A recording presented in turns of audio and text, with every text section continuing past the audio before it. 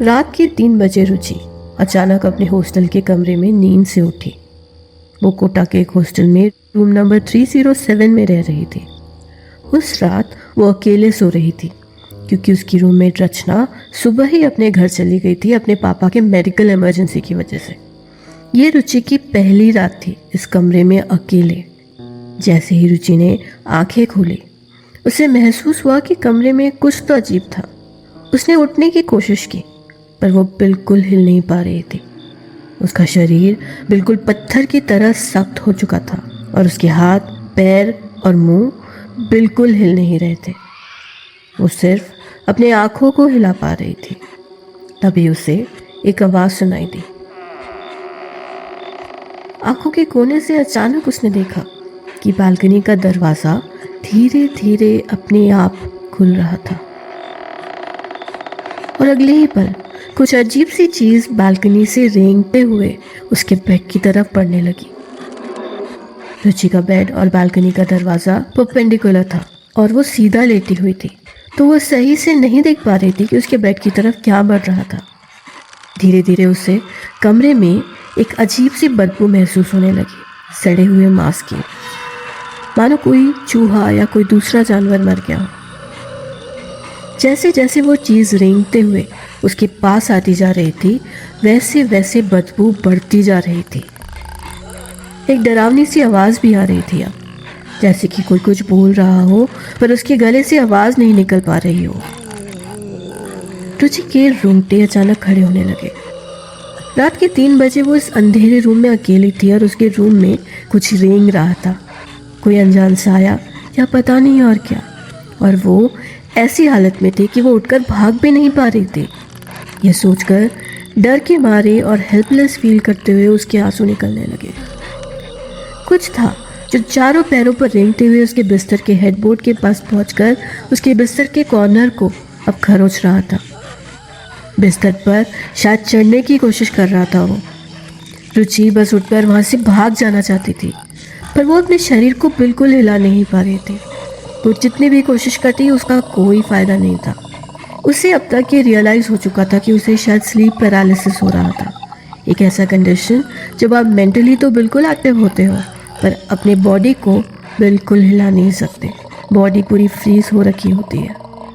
वो चीज़ जो ज़मीन पर रेंग रही थी अब धीरे धीरे उसके बेड का चक्कर लगाना शुरू करती है और तभी रुचि को कुछ सुनाई देता है।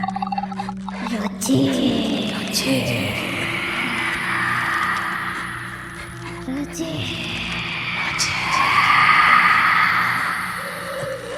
वो रेंगती हुई चीज़ एक डरावनी खराश भरी आवाज़ में उसका नाम ले रही थी। रेंगते हुए जब वो उसके पैर के पास पहुंची तब रुचि ने देखा कि वो कोई जानवर नहीं, एक लड़की थी।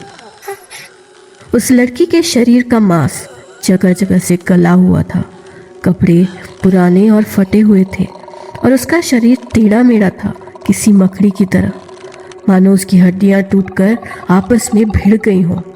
उसके चिपचिपे खून से सने खुले बाल उसके मुंह पर फैले हुए थे और वो चारों हाथ पैरों पर बेड के आसपास रेंग रही थी। रुचि डर से कांपने लगी। उसे ऐसा लग रहा था कि वो कभी भी अपना होश खो देगी। तभी अचानक ना चाहते हुए भी उन दोनों की नजरें मिली और वो रेंगती हुई लड़की जिसका मुंह चिपचिपे बालों से ढका था वो मुस्कुराते हुए उठकर जमीन पर बैठ गई। उसके गंदे सड़े गले दांतों और अजीब सी चमकती आंखों को देख रुचि को एक अनजान डर का एहसास हो रहा था। ये कौन थी, कहाँ से आई थी, या फिर ये उसका हेल्यूसिनेशन था स्लीप पैरालिसिस की वजह से, पता नहीं। पर तभी उस लड़की ने कुछ ऐसा कहा जिसे सुनने के लिए रुचि बिल्कुल तैयार नहीं थी। रुचि,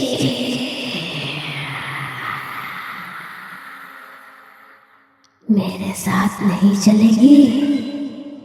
चलना रुचि, बहुत मजा आएगा। चल चल रुचि। उसकी आंखों की पुतलियां पीली थी और इतनी बड़ी कि पूरी आंखों में पुतलियों के अलावा और कुछ नजर नहीं आ रहा था। रुचि को अब बहुत ज़्यादा डर लग रहा था और अगले ही पल वो बेहोश हो गई। सुबह 5:30 बजे रुचि नींद से उठी जब किसी ने उसके दरवाजे पर दस्तक दी। वो तुरंत उठकर डोर की तरफ बढ़ी। बाहर उसकी उसी हॉस्टल की 2 फ्रेंड्स खड़ी थी जो उसे योगा के लिए बुलाने आई थी। उन्हें देखते ही रुचि को एकाएक रात में घटी सारी बातें याद आ गई और उसका चेहरा बिल्कुल सफ़ेद पड़ गया। उसका चेहरा साफ बता रहा था कि कुछ तो गड़बड़ थी। उसकी फ्रेंड्स ने उसे पूछा भी कि सब ठीक है या नहीं, पर वो चुप रही। उसने सिर्फ इतना कहा कि वो पहली बार हॉस्टल में अकेले सो रही थी और रात को उसे बस थोड़ा डर लग रहा था और कुछ नहीं। उसके फ्रेंड्स ने उसे कुछ ज़्यादा नहीं पूछा और वो लोग योगा के लिए चले गए। उस दिन रुचि ने डिसाइड किया कि जब तक उसकी रूममेट रचना वापस नहीं आ जाती वो अपने दूसरे फ्रेंड्स के कमरे में ही सोएगी। अगले कुछ दिन उसने अपना ज़्यादातर वक्त हॉस्टल के बाहर ही बिताया और जब भी कमरे में जाना होता वो बालकनी का दरवाज़ा खुला रखती ताकि कमरे में ज़्यादा से ज़्यादा रोशनी आए और उसका डर कम हो सके। बस हर शाम वो अपने फ्रेंड्स के रूम में सोती, उस रूम में नहीं। जब 1 वीक के बाद रचना वापस आई, रुचि फाइनली अपने रूम में सोने लगी और धीरे धीरे वो उस रात को लगभग भूल गई। पर सब कुछ जल्द ही बदलने वाला था। एक शाम रुचि अपनी हॉस्टल की एक और लड़की के कमरे में पढ़ाई कर रही थी। अचानक उसे याद आया कि एक इम्पोर्टेंट बुक उसके डेस्क पर रह गया था, तो वो उठकर वो बुक लेने अपने रूम में चली गई। जब वो दरवाजे के बाहर पहुंची तो दरवाज़ा हल्का सा खुला छोड़कर वो अंदर गई ताकि हॉलवे की रोशनी अंदर आए और कमरा डार्क ना लगे। लेकिन जैसे ही वो कमरे के अंदर गई वो सहम कर वहीं खड़ी हो गई। उस अंधेरे रूम में उसे बेड के हेडबोर्ड वाले वॉल के पास उसकी रूममेट रचना खड़ी दिखाई दी, वॉल की तरफ अपना मुंह किए। रचना के बाल खुले हुए थे और वो दीवार की तरफ देख रही थी जैसे किसी ने उसे कोई पनिशमेंट दिया हो। वो अपना सर धीरे धीरे दीवार पर पटक रही थी और दीवार पर एक लाल निशान दिख रहा था, एक गाढ़ा लाल निशान जो शायद रचना के खून से बना था। रचना, रचना, ये तो क्या कर रही है रचना? रुचि ने कांपते हुए आवाज में पूछा। उसके दिल में उस रात की यादें और डर अब वापस आ चुके थे, पर रचना ने कोई जवाब नहीं दिया। वो अपना सर धीरे धीरे दीवार पर मारते हुए एक अजीब सी आवाज कर रही थी। रुचि के हाथ पांव ठंडे होने लगे थे। उसे समझ नहीं आ रहा था कि वो क्या करे। वो हिम्मत करके रचना के पास गई और उसने उसका हाथ पकड़ा। रचना को उसने जैसे ही छुआ उसने अपना सर पटकना बंद कर दिया और एक अजीब सी डरावनी आवाज में वो हंसने लगी। रुचि ने इस डरावनी आवाज को सुनकर एक कदम पीछे लिया। रचना ने अब धीरे धीरे अपना सर घुमाकर रुचि को देखा। उसकी आंखों की पुतलियां बड़ी बड़ी पीले रंग की थी, उसके दांत सड़े हुए काले रंग के और पूरे कमरे में अचानक सड़े हुए मांस की बदबू आने लगी।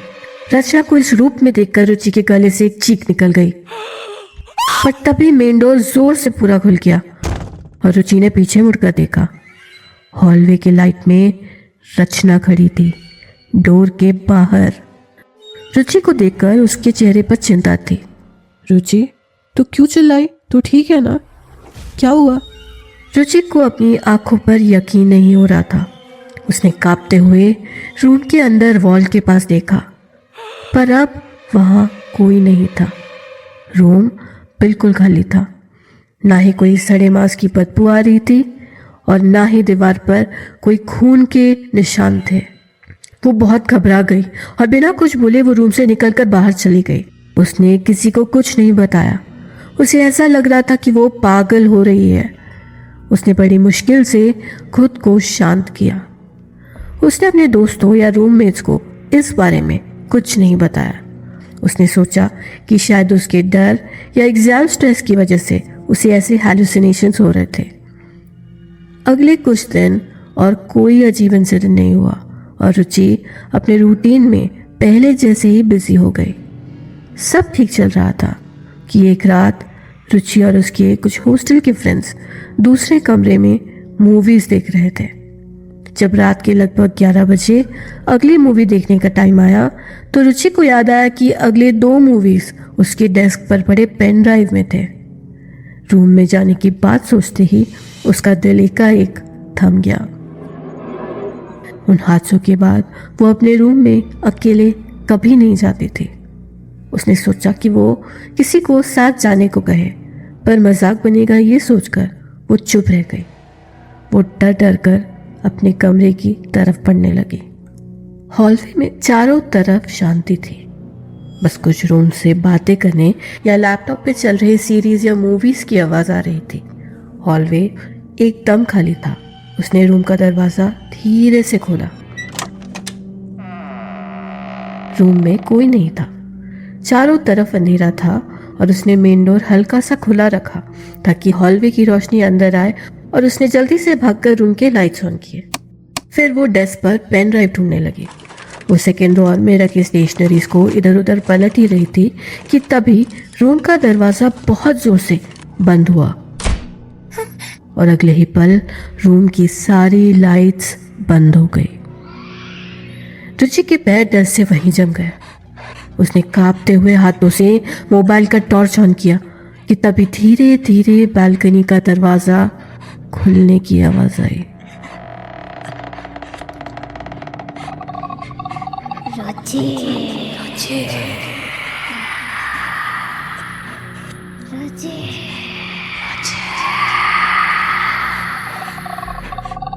रुचि ने जैसे ही आवाज सुनी वो डर से चिल्लाने लगी। वो भागते हुए मेन डोर के पास पहुंची, पर पूरी ताकत लगाकर वो मेन डोर खोलने की कोशिश करने के बावजूद उसे नहीं खोल पाई। डोर बंद था। ऐसा लग रहा था मानो किसी ने डोर को बाहर से लॉक कर दिया हो। रुचि अब डर से रो रही थी। उसके हाथ पैर कांप रहे थे और उसका फोन उसे संभाला नहीं जा रहा था। मेरे साथ नहीं चलेगी।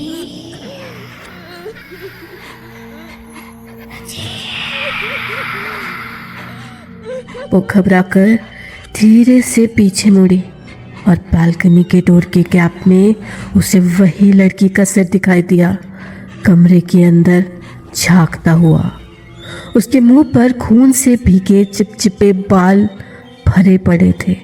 उसकी आंखों की पुतलियां पीली थी जो अंधेरे में चमक रही थी और उसके होठों पर वही डरावनी मुस्कान थी।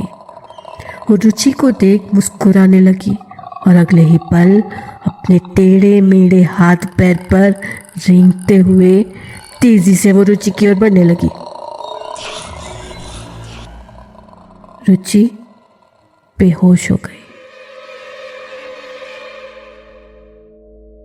15 मिनट बाद जब वो पेन ड्राइव लेकर वापस नहीं आई, तब उसकी एक दोस्त ने उसके कमरे में जाकर चेक किया। उसने रुचि को जमीन पर बेहोश देखा तो वो तुरंत बाकी सबको बुला कर ले आई। कुछ देर बाद जब रुचि होश में आई, तब उसने फाइनली अपने साथ हुए सारे इंसिडेंट्स के बारे में सबको बताया। रुचि की पूरी बात सुनकर वहां बैठी एक सीनियर लड़की ने उसे और बाकी सबसे एक ऐसी घटना शेयर की जिसे सुनकर सब हिल गए। 3 साल पहले पूजा नाम की एक लड़की रांची से अपने परिवार से लड़ाई करके उस हॉस्टल में एंट्रेंस एग्जाम का प्रिपरेशन करने आई थी। वो और पढ़ना चाहती थी, जल्दी शादी नहीं करना चाहती थी।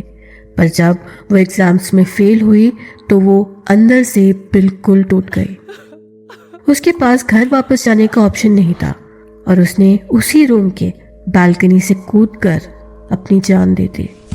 वो जानबूझकर अपने सर के बल कूदी ताकि 3rd फ्लोर से कूदने पर भी बचने का कोई चांस ना हो। उसका सर बुरी तरह से क्रश हो गया और शरीर की सारी हड्डियां ऐसे टूटी कि उसकी लाश पूरी डिफॉर्म्ड लग रही थी। उसकी मौत से पहले उसने अपना पूरा वक्त अकेले बिताना शुरू किया था। वो किसी से बात नहीं करती थी। बाकी लड़कियां कहती थी कि उस कमरे से हमेशा रोने और कभी कभी दीवार पर सर पटकने की आवाज आती रहती थी। वो काफी डिप्रेशन में चल रही थी और फाइनली उसने सुसाइड कर लिया। पूजा के डेथ के बाद वो रूम 1 साल के लिए बंद था। उसके बाद रेनोवेशंस होने पर वो रूम वापस स्टूडेंट्स को दिया जाने लगा। लेकिन जो भी लड़की वहाँ अकेले सोती वो अजीब एक्सपीरियंसेस से गुजरती। कभी किसी को स्लीप पैरालिसिस होता, कभी कोई आवाज़ सुनाई देती, कभी कोई डरावने चेहरे दिखाई देते। कई लड़कियां या तो रूम छोड़कर चली जाती या फिर हॉस्टल चेंज कर लेती। ये रूम किसी को परमानेंटली नहीं दिया गया क्योंकि लगभग सभी को कुछ ना कुछ अजीब एक्सपीरियंसेस हुए थे वहाँ। पिछले साल एक लड़की थी जो अकेले उस रूम में करीब 1 हफ्ता रही। पता नहीं उसने क्या देखा, क्योंकि अचानक पता चला कि एक दिन उसका मेंटल ब्रेकडाउन हो गया और उसे घर वापस भेजना पड़ा। और कुछ दिन बाद ये खबर आई कि उसने अपने घर के बालकनी से कूदकर सुसाइड कर लिया है। कहते हैं कि पूजा की आत्मा आज भी उस रूम में है और वो दूसरों को समहाउ सुसाइड करने के लिए कन्विंस कर लेती है। पता नहीं ये सब सच है या कोइंसिडेंस। ये सब सुनकर रुचि और बाकी सारी लड़कियां चुप हो गई। रुचि का चेहरा सफ़ेद पड़ गया था और उसके दोस्तों को भी लग रहा था कि उसने जो कुछ देखा वो शायद वाकई में सच था। उसने कुछ दिनों बाद वो हॉस्टल छोड़ दिया। 3 महीने बाद हॉस्टल की लड़कियां डाइनिंग हॉल में बैठकर लंच कर रही थी। तभी घबराई हुई रचना हॉल में भागकर घुसी। उसके हाथ में फ़ोन था। उसने सबकी तरफ देखा और फिर कहा, रुचि की सिस्टर का कॉल आया था। उसने कल शाम को अपने घर के बालकनी से कूदकर सुसाइड कर लिया है। हे गाइस, कैसे हैं आप सब? अगर आप में से किसी को या आपके फ्रेंड्स या फैमिली में अगर किसी को सुसाइडल थॉट्स आते हैं तो आप प्लीज़ किसी क्लोज फ्रेंड या किसी एक्सपर्ट से ज़रूर बात कीजिए। It will help immensely. वैसे क्या आप में से किसी ने किसी हॉन्टेड हॉस्टल के रूम में स्टे किया है कभी? अगर हाँ तो हमसे अपना एक्सपीरियंस ज़रूर शेयर कीजिए। We would love to know your story. Hope you guys are enjoying our original stories like always. अगले हफ्ते फिर एक क्रीपी ओरिजिनल स्टोरी के साथ वील बी बैक। मैं हूं मंजुला और आप सुन रहे हैं स्पूक कास्ट अवी और मंजुला के साथ।